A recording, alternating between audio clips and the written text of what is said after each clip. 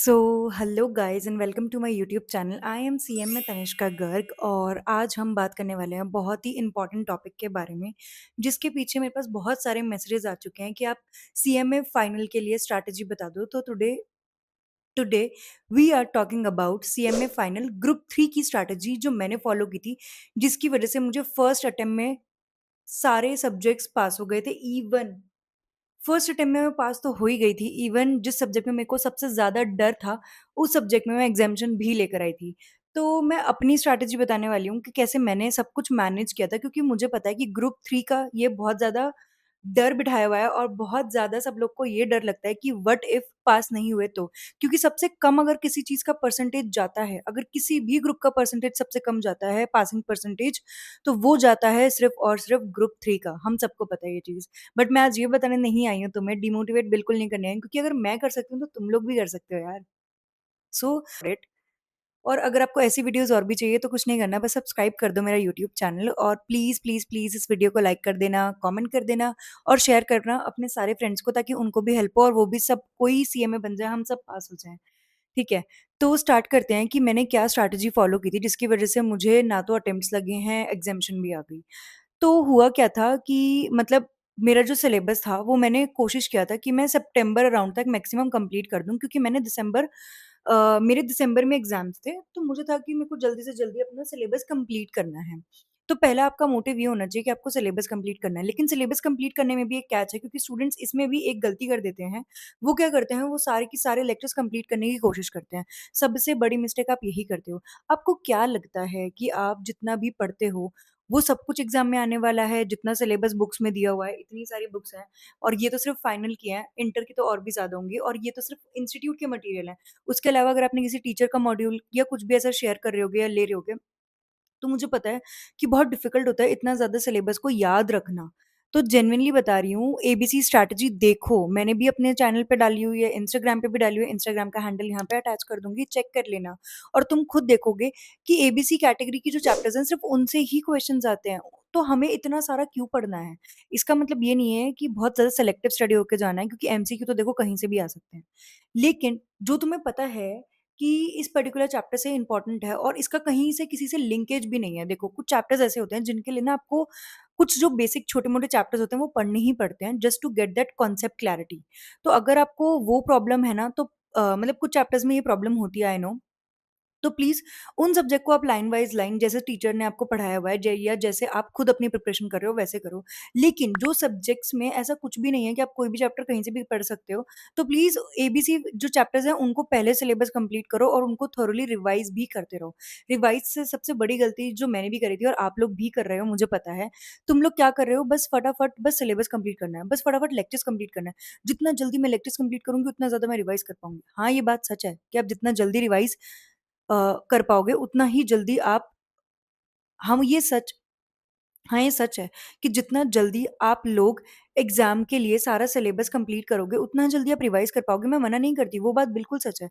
लेकिन तुम एक बात बताओ कि सिर्फ़ सिलेबस कंप्लीट करना, सिर्फ़ लेक्चर कंप्लीट करना इज़ नॉट इनफ। और मुझे एक चीज़ बता दो, क्या तुमने जो फर्स्ट लेक्चर पढ़ा था, वो तुम्हें आज तक याद है? या फिर फर्स्ट चैप्टर जो तुमने पहले उस टाइम पे पढ़ा था, 1 महीना, 2 महीना पहले, तुम्हें याद है कि उस चैप्टर में क्या था? हाँ, थोड़ा बहुत ब्लरिश सब कुछ याद होगा, लेकिन क्या सब कुछ याद है? एक-एक word I am talking about, obviously नहीं होगा, क्योंकि तुमने क्या गलती करी है, तुमने रिवाइज़ नहीं किया है।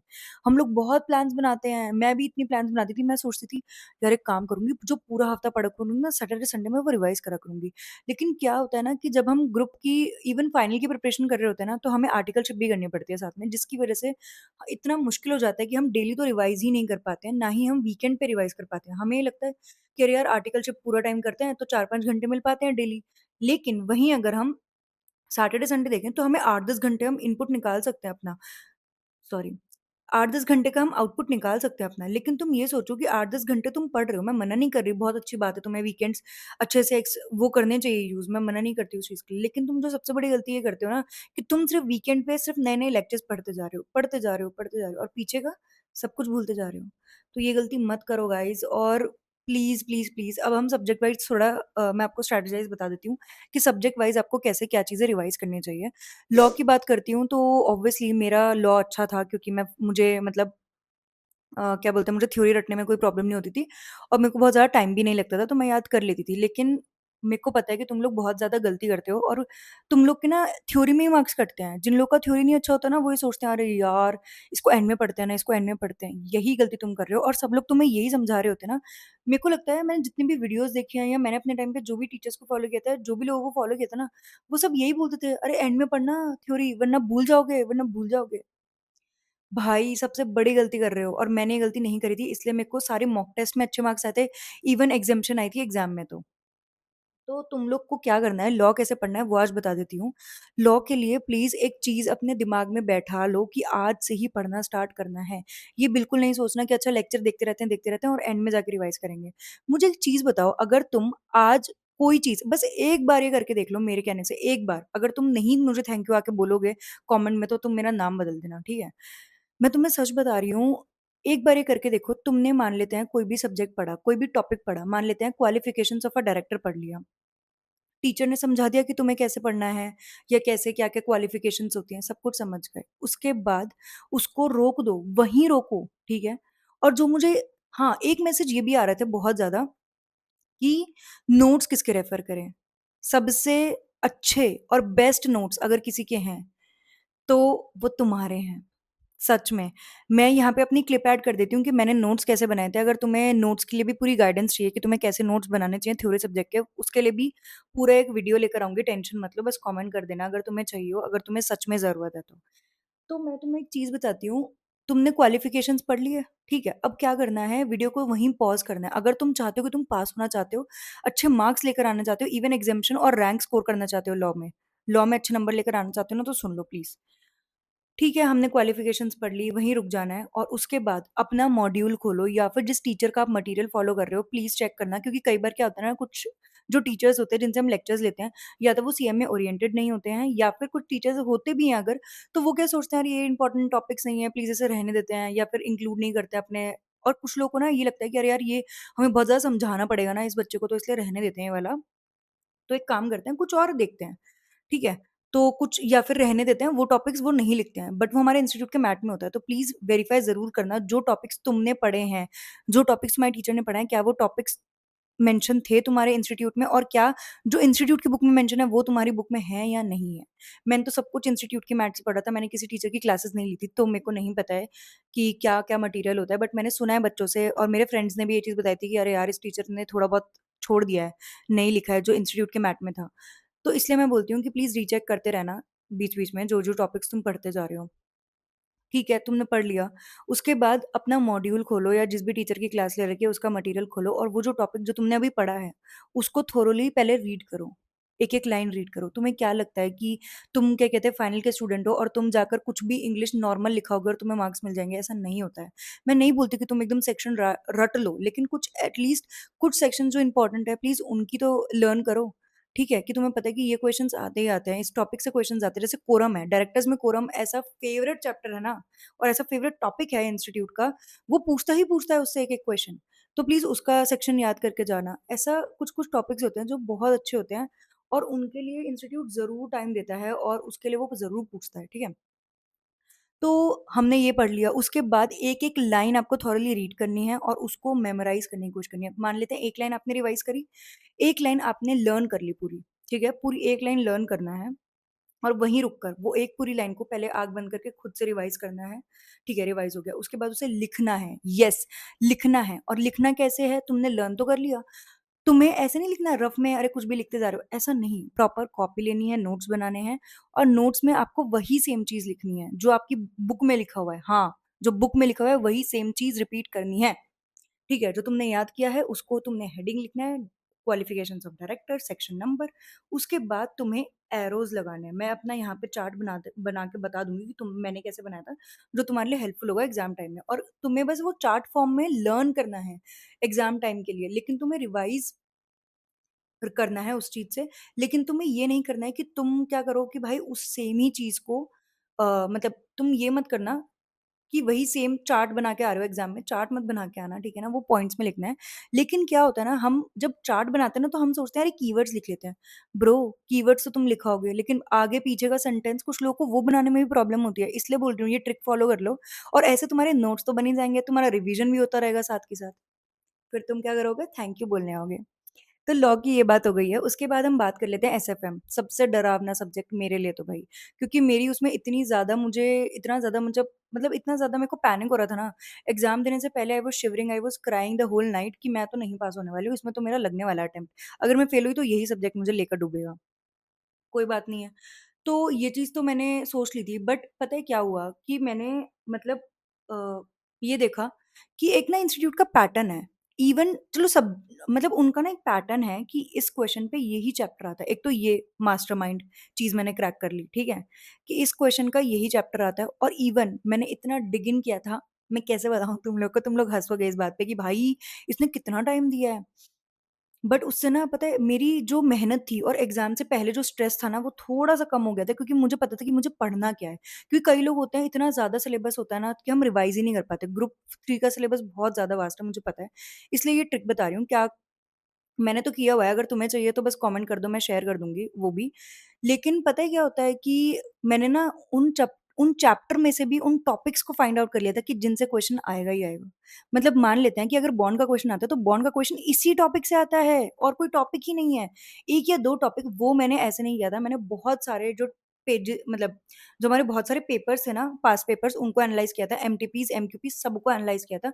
उसी बेसिस पे मैंने ये चीज़ एनालाइज़ करके बनाया था अपना, ठीक है? पूरी एक्सेल शीट पे मैंने बना लिया था कि मुझे ये करना है और मुझे ये चीज़ मैंने एग्ज़ाम से पहले कर ली थी ना, मुझे इतना हेल्पफुल हुआ था। तुम मानोगे नहीं, मैंने क्वेश्चन्स मार्क कर लिए थे लास्ट डे के लिए, सॉरी, कि हाँ, मुझे ये क्वेश्चन्स ही करने हैं सिर्फ़, और you are not going to believe it, जो क्वेश्चन्स मैंने सोचे थे और जो क्वेश्चन्स मैंने प्रैक्टिस किए थे, उनमें से ऐसे क्वेश्चन्स थे कि मैक्सिमम क्वेश्चन्स रिपीट हुए थे। जेनुइनली बोल रही हूँ, झूठ नहीं बोल रही, सच में। क्योंकि मैं तुम्हारी हेल्प करना चाहती हूँ, इसलिए सच बता रही हूँ। तो प्लीज़ ये फ़ोकस करो, और प्रैक्टिकल सब्जेक्ट का एक ही मंत्र है पास होने का, जितनी ज़्यादा प्रैक्टिस कर सकते हो उतनी प्रैक्टिस करो। कॉन्सेप्ट क्लियर रखो, प्रैक्टिस करो, and you will gonna win for sure in that subject. तो ऐसे मेरी एग्ज़ाम्शन आ गई थी एसएफएम में, क्योंकि मैंने वो स्ट्रैटेजी फॉलो करी थी, ठीक है? तीसरा बात करते हैं हमारे डायरेक्ट टेक्स्ट का। डायरेक्ट टेक्स्ट तो इतना ज़्यादा वास्ट है, और ऊपर से जो हमारा बुक है, इंस्टीट्यूट का मटेरियल है, वो इतना ज़्यादा, क्योंकि उनको ये लगा था कि हम इंटर वाले हैं, तो इंटर में हमने सब कुछ पढ़ लिया तो हमें याद रहेगा, बट ऐसा नहीं होता है। इंस्टीट्यूट को थोड़ा समझना चाहिए था ये चीज़ कि हमें नहीं याद है चीज़ें। जो हमने पहले पढ़ी थी, क्योंकि हमारा एक तो आर्टिकलशिप का गैप इतना हो जाता है, तो मटेरियल से थोड़ा वेग हो जाता है। लेकिन मैं कहूँगी कि जो इंटरनेशनल टैक्सेशन है, उसके लिए आप फॉलो कर सकते हो, तो वो मेरे लिए बढ़िया था। उसके मैंने सारे क्वेश्चन्स किए थे, और उसके अलावा मैं बोलूँगी कि जो भी टीचर को आप फॉलो करते हो, उनके कोशिश करना कि उनके क्वेश्चन्स करने के बाद प्लीज़ पास्ट ईयर के क्वेश्चन ज़रूर अच्छे से प्रैक्टिस कर लेना। और डायरेक्ट टेक्स्ट में क्या है ना यार, कि चैप्टर्स कनेक्टेड हैं, तो उसके लिए मैं नहीं बोलूँगी कि तुम लोग थोड़ा स्ट्रैटेजिकली वो चीज़ करो। लेकिन उसमें भी ना ये है कि पता है कि अच्छा ठीक है कि मतलब इस टॉपिक से ये क्वेश्चन आने वाला है, ठीक है? मान लेते हैं मुझे पता है कि डायरेक्ट टैक्स में इंटरनेशनल टैक्सेशन का ये क्वेश्चन आएगा ही आएगा, या इस पर्टिकुलर टॉपिक से, जैसे कैपिटलाइज़ेशन था एक क्वेश्चन का, तो वो क्वेश्चन आता ही आता था, मतलब कभी भी, और वो बहुत ईज़ी था, एबिडिटा का 30% ये वो, तो मतलब आई फ़ील कि वो बहुत ईज़ी है। तो कुछ चीज़ें ऐसी हैं कि जो हमें पता है और हमें पता है कि आने ही वाली हैं, तो उन चीज़ पे हम ज़्यादा ध्यान देना चाहिए। तो ये तो हो गई डायरेक्ट टैक्सेशन की स्ट्रैटेजी। और एससीएम के बारे में तो क्या ही बोलूँ। एससीएम में ना क्या होता है कि हम कोशिश करते हैं कि हम ना एससीएम को बहुत ज़्यादा पढ़ें। तुम समझ रहे हो? मतलब पढ़ने की मैं मना नहीं करती, लेकिन ना तुम्हें थोड़ा स्ट्रैटेजिकली चीज़ें सोचनी चाहिए कि उसमें भी पेपर पैटर्न फ़ॉलो होता है। जैसे एसएफएम में होता है ना, वैसे एससीएम में भी पेपर पैटर्न फ़ॉलो होता है। और जो क्यूटी का पार्ट है, वो तो तुम्हारे लिए रामबाण है। मतलब अगर तुमने क्यूटी का पार्ट बहुत अच्छे से किया ना, तुम पास तो ईज़िली हो जाओगे। तो मेरी तुम एक चीज़ मान लो बात, कि तुम ना कोशिश करो कि तुम क्यूटी पे एकदम पकड़ बना के रखो। उसका कोई भी चैप्टर मत छोड़ना, ठीक है? कोशिश करना, मुझे पता है थोड़ा नेटवर्क डायग्राम यहाँ से जाता है, मेरे भी जाता था, मुझे पता है। थोड़ा बहुत टफ लगता है, मुझे भी लगता था। बट फिर मैं यही बोलूँगी कि बाकी जो सब्जेक्ट्स हैं ना, बाकी जो टॉपिक्स हैं, उनको एकदम ग्रिप में रखना। और जो एससीएम का पार्ट है, उसमें क्या होता है ना कि मतलब कुछ चैप्टर्स जो है ना वो बहुत बड़े-बड़े हैं, जैसे स्टैंडर्ड कॉस्टिंग हो गया। लेकिन मेरे टाइम पे क्या हुआ था ना, वैसे पहले से वो पूरा 14 मार्क्स का आता था रिकन्सिलिएशन वगैरह बनाने का स्टैंडर्ड कॉस्टिंग में, लेकिन मेरे टाइम में क्या हुआ, 2 क्वेश्चन आए 7-7 मार्क्स के। तो इंस्टीट्यूट कुछ भी खेल सकता है इसके अंदर, तो ये मैं बोलूँगी कि जितने भी छोटे-छोटे टॉपिक्स हैं ना, मान लेते हैं स्टैंडर्ड कॉस्टिंग का रिकन्सिलिएशन तक पहुँचते हैं ना, तो नहीं आता है समझ। मतलब ऐसा लगता है कि यार इतना ज़्यादा हो गया है, ठीक है? तो तुम कोशिश करो कि जो छोटे-छोटे स्टार्टिंग के हैं ना, उनके फ़ॉर्मूलाज़ याद रखो। क्योंकि क्या होता है कि वो एमसीक्यूज़ में भी आ जाते हैं। तो एमसीक्यूज़ में भी ना फिर हमें एक मतलब एडवांटेज मिल जाता है, तुम समझ रहे हो ना? तो मतलब ये मेरी पूरी स्ट्रैटेजी थी, मैंने सब्जेक्ट वाइज़ तुम्हें पूरा स्ट्रैटेजाइज़ बताई है, ब्रेकडाउन किया, और अगर एक डिटेल एनालिसिस चाहिए या अपने लिए प्लानर चाहिए कि हाँ, मुझे ये क्वेश्चन्स चाहिए, ये ऐसे करना है, या जो भी तुम्हारा कुछ डाउट है, तुम्हें क्या अ, तुम्हें पता है कि तुम्हें क्या करना है, तुम्हें सिर्फ़ या तो इस वीडियो के नीचे कमेंट कर दो, या फिर तुम लोग मुझे इंस्टाग्राम पे भी पूछ सकते हो। तुम्हें पता है कि मैं इंस्टाग्राम पे भी एकदम क्विक रिप्लाइज़ करती हूँ, जितना जल्दी हो सकता है उतना जल्दी रिप्लाई करती हूँ। सो अगर आपको ये वीडियो अच्छी लगी हो तो do subscribe to my channel, do like this video and share with your friends. And ऐसी और वीडियोज़ के लिए आप मुझे बता सकते हो कि आपको और कौन से सब्जेक्ट्स की डिटेल एनालिसिस चाहिए, तो वो भी मैं लेकर आ जाऊँगी। एंड ऑल द बेस्ट, और मेरी स्ट्रैटेजी फॉलो करो, पक्का पास हो जाओगे और रैंक तो तुम्हारी पक्की है। एग्ज़ाम्शन तो तुम लेकर ही आओगे। So all the best, bye bye.